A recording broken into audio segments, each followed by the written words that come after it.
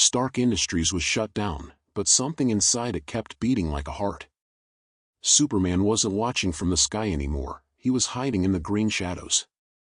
Cities woke up branded with his command, "No one saves without my permission." The Avengers were divided, some obeyed him, some prepared for war. Tony Stark scanned Kryptonian soil, it pulsed like something alive. He discovered a metal that could burn even his own bones. He knew this would be the final strike. If he lost, humanity became slaves. If he won, the world would lose its greatest hero. The day Superman changed, the sky looked wrong. It wasn't dark or stormy, it was clear, painfully bright, as if the sun itself was warning the world to stare carefully. At 9:12 a.m., 5 nations ended their wars in the same minute. Fighter jets dropped like wounded birds. Missile systems deactivated mid-launch. People across continents looked up to see one man hovering in silence above their capitals, Superman, arms crossed, expression blank, as though he were judging the planet. There were no speeches, no reporters, no heroic announcement. He simply took control. Within hours, governments around the world received a single encrypted transmission. Conflict is over. No army. No nuclear arsenal. Earth is under my protection now. Millions rejoiced. Billions feared whispering against him. In crowded streets, someone shouted, "He saved us," and another muttered, "He's not asking. He's commanding." Crime plummeted. Terrorist networks vanished. Supervillains disappeared overnight, dragged into the sky by a blue and red streak, never to return. Peace arrived, but it came with shadows trailing behind it. Inside the newly established Global Peace Hall, Superman stood before world leaders who now sat nervously like schoolchildren. His voice was calm, too calm. No one will die from violence again. But no one will interfere with peace. Not governments. Not heroes. Outrage flickered across faces. A few attempted to argue, but the look in Superman's glowing eyes silenced entire nations. Those who resisted found their weapons melted into useless metal, their defenses erased with a flick of heat vision. The Avengers gathered in a fractured meeting. Their voices were divided, sharp, emotional. Captain America slammed his shield on the table. "He ended every war today. Do you understand how many lives that saves? He's not the enemy." Black Widow narrowed her eyes. "He's not asking, Steve. He's forcing." Thor remained still, hammer resting across his lap. This Superman is not the one of stories. He has no joy in his victory. Bruce Banner muttered quietly, as if afraid of his own thought. What if something changed him? The room went silent. Even Tony, who normally filled every pause with sarcasm, kept staring at a glowing screen of Kryptonian data. His eyes were patient, focused, disturbed. Then, unexpectedly, a hidden comlink buzzed in Tony's suit. Only he could hear it. A voice whispered with precision and urgency. "Stark. We need to talk. He's not acting alone." It was Batman. And in that moment, Tony Stark realized something terrifying. Superman might not be the threat. Something behind him was. The message from Batman contained no greeting, no explanation, just coordinates. Stark flew alone to them, not in uniform but disguised as a civilian on an overnight flight to a remote research site beneath the Arctic ice.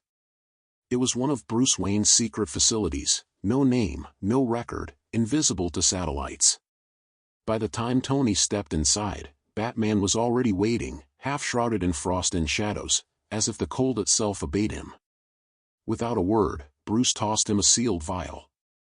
Inside lay a shard of green crystal, softly pulsing like a heartbeat submerged in poison. Tony raised an eyebrow. "Kryptonite? You dragged me to the North Pole for a rock?" Bruce didn't blink. "That's not kryptonite. Not anymore." He activated a screen showing microscopic recordings. The crystal inside wasn't still, it moved. Not like a chemical reaction, but like something alive. Its structure twisted, multiplied, and then reorganized itself every few seconds, creating new formations and patterns. Tony's sarcasm melted away. That's not a mineral. That's code. Like nanosoftware. Bruce nodded. It targeted Superman's biosignature when he came near it. His blood reacted to it. His body is being rewritten. Tony stared at the shaping crystal, horrified and fascinated. Something is modifying him? Batman leaned closer, voice low enough to sound like a threat itself. No. Something is controlling him. Tony's mind raced as he projected the crystal's molecular data onto holographic displays. The patterns resembled computer logic, forming commands, loops, passwords. Kryptonite wasn't just radiation, it was a Kryptonian war program, designed to override the minds of Kryptonians and weaponize them.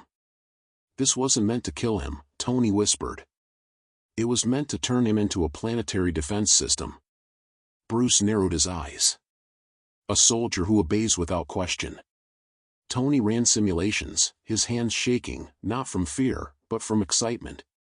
He was seeing the blueprint of a Kryptonian technology older than Earth's civilization, a system that could hijack a god. If it could rewrite a Kryptonian, it could theoretically rewrite anything. He spoke almost to himself. If Kryptonite is programmable, then I can build a counter-program. A suit that can interface with it, weaponize it, control it. Bruce's expression hardened. If you attempt that, Superman will see you as a threat. Tony smirked, the old cocky spark returning. Then I guess I better build something worth being afraid of. As the Arctic wind howled outside the facility, Tony Stark began designing the most dangerous suit of his life, glowing emerald light reflecting in his eyes. The AI Kryptonite suit was born, not to kill a hero, but to hack a god. Tony Stark returned to civilization as if he had discovered fire.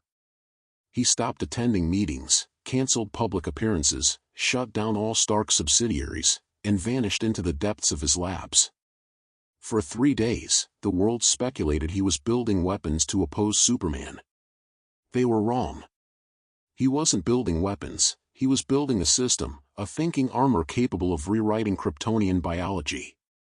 It began with a spark across a glowing chamber of shifting green particles. The machine hummed like a choir from another planet. Kryptonite shards liquefied, forming streams of emerald circuitry that melted into a shape, an armor skeleton, pulsing like a beating heart. The lab lights dimmed, unstable radioactive signatures surging like storms. Jarvis spoke with unease Tony had never heard before.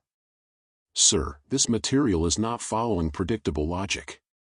It is rewriting its own structure. Tony grinned like a mad scientist. Good. Then it can think. And if it can think, it can be taught who's the boss. When the first prototype synced with Tony's nervous system, his heart stuttered, his blood tingled like it was freezing and burning at the same time. Kryptonite wasn't meant for humans. The suit responded violently, tightening around him like a constricting serpent. Tony gasped, forcing control through sheer will. Easy, sweetheart. I'm the one wearing you. The armor calmed, stabilizing, glowing brighter than any arc reactor. The test was complete. But Superman had been watching. At dawn, shockwaves ripped through Stark Industries' main tower. The sky turned red with heat vision. Steel beams melted like wax. Employees fled into streets as flames carved Superman's arrival into the skyline. He destroyed the building floor by floor, ripping through Stark's tech as if tearing pages from a book he hated. Inside a collapsing hollow facility, Superman roared. What are you building, Stark? What have you taken from me? The walls flickered, revealing nothing but holograms, empty, decoys, bait. Tony's voice echoed through speakers, casual, uncaring, cold. Don't take it personally. I'm not trying to kill you. I'm trying to fix you. Superman's eyes glowed brighter, fury boiling through him. You cannot restrain me. Peace is mine to enforce. Tony's voice sharpened like a blade. Peace without choice is slavery. And I don't do chains. Across the world, televisions, phones, and screens suddenly broadcast Tony Stark's transmission. The entire planet heard him declare their resistance. Superman is compromised. And until he's free, Earth has no hero, only a tyrant. At that exact moment, in a bunker miles underground, Tony activated the fully formed armor. Kryptonite energy exploded like thunder, shaking the Earth. The war had begun. The Kryptonite suit's activation was not quiet. When Tony bonded with it for the first time during a full-power synchronization, the Earth felt it. Worldwide sensors spiked with unknown energy signatures. Aurora lights flared green across continents.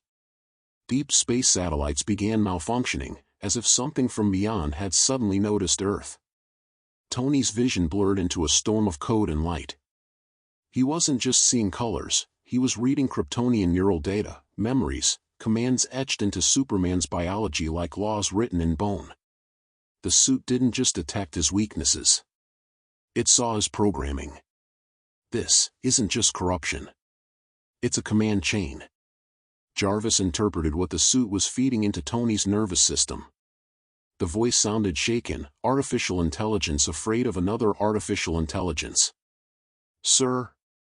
Superman is being operated through remote cognitive influence. A networked control signal. It appears to originate from outside Earth. Tony blinked through a cascade of alien code.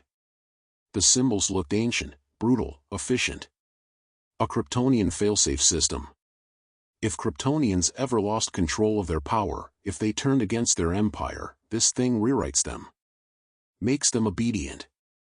Makes them weapons. The suit confirmed his theory with a violent spasm of pain that nearly tore through his skull. Tony gasped, clutching at metal that felt alive. The Kryptonite responded to Kryptonian thoughts across the planet, Superman's thoughts. Every rage-filled impulse, every controlling decision, it wasn't pure choice. It was obedience. In a calm, monotone recording, Superman's own heartbeat displayed like a drum of war. The pitch changed whenever he exerted authority or dominance, like he was following orders encoded into instinct. He wasn't a tyrant by ideology.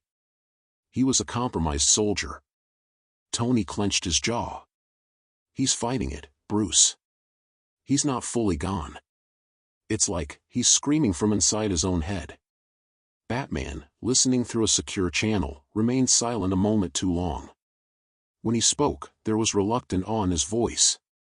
Stark, if this is true, then killing him would only be executing a hostage. Tony didn't hesitate. Exactly. We're not here to kill Superman. We're here to free him. He recalibrated the suit's weapon system, downgrading lethal force to precision neurological disruption. A low-power blast meant not to destroy a Kryptonian heart, but to reboot it. Jarvis hesitated. Sir, that leaves you almost no defensive capability against him. Tony smirked, but this time his confidence felt tired, honest. If I fight him at full power, he dies. If I fight him like this, I might. That's the only fair fight we've ever had. Outside, the sky rumbled. A shadow descended. The tyrant was coming. And Stark was ready, not to kill a god, but to save him. The first collision shattered the sky like glass. Superman hit Iron Man with a sonic boom, tearing the clouds apart, dragging him through skyscrapers like they were paper. Tony's suit screamed warnings into his bloodstream, but he forced it to stay non-lethal. He couldn't hit harder. He couldn't kill. Superman, under control, didn't share those limitations. They tore across oceans, boiling water in their wake. Superman slammed Tony into the Mariana Trench, pressure crushing, darkness swallowing them. The suit flickered. Kryptonian fists dented armor meant to rewrite gods. Tony fought to keep his consciousness through the pain. Come on, Clark, fight it. I know you're in there. Superman responded with another strike to the chest, no hesitation, no remorse. Not a hero. A weapon. Tony triggered the reboot sequence. The armor pulsed with kryptonite code, glowing through the deep sea like a dying star. The blast wasn't ready, it needed time. But time was exactly what he didn't have. Superman grabbed him by the throat. Heat vision began to burn through the helmet, scorching Tony's face. Skin blistered. Vision blurred. Then, for a fraction of a heartbeat, Superman hesitated. His eyes flickered. The heat died down, just a little. Tony saw something human, terrified, trapped behind them. That moment was enough. Tony whispered, voice shaking, not from fear but from certainty. "I know, Clark. I'm here." With his last unit of power, Tony forced the suit to fire its incomplete reboot blast, point blank, straight into Superman's heart. There was no explosion. No light show. Just a pulse. A single pulse that broke a god. Superman's scream echoed through the ocean, ripping bubbles into shockwaves. The Kryptonian war program shattered, tearing invisible chains. The tyrant collapsed, not as a king, but as a prisoner finally freed. Tony's HUD dimmed. Systems died. Radiation seeped into his organs like poison. The armor, drained of power, of purpose, began shutting down around his body. He couldn't feel his arms. Or his legs. Or his heartbeat. Superman rose, weak, gasping like a newborn. His eyes were no longer glowing, they were just eyes, broken and human. He caught Tony as the suit cracked open, metal peeling back like dying scales. Stark's voice was faint, distant. "Told you. I'd fix it." Superman's hands shook. "Tony, don't do this. Stay awake. I can save you." For the first time, the strongest being on Earth looked powerless. Tony smiled, barely. "It's okay. You're the hero again." His vitals flatlined. Superman collapsed onto his knees in the ocean, clutching the lifeless body of the man who saved him, not by beating him, but by believing in him. For the first time in history, the world's greatest hero cried. And Earth was free.